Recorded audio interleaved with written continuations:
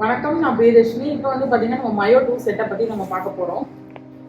இது 24 giant 8 litres, 24 super high 6.5 litres, 24 high 5 litres, 24 roaster 3.5 litres, 24 ratio oak 2.8 litres, 24 hot pan 2 litres, 20 low 2.3 litres, 16 low 1.3 litres, 20 high 3 litres, 16 high 2 liters, 20 super high 4 liters.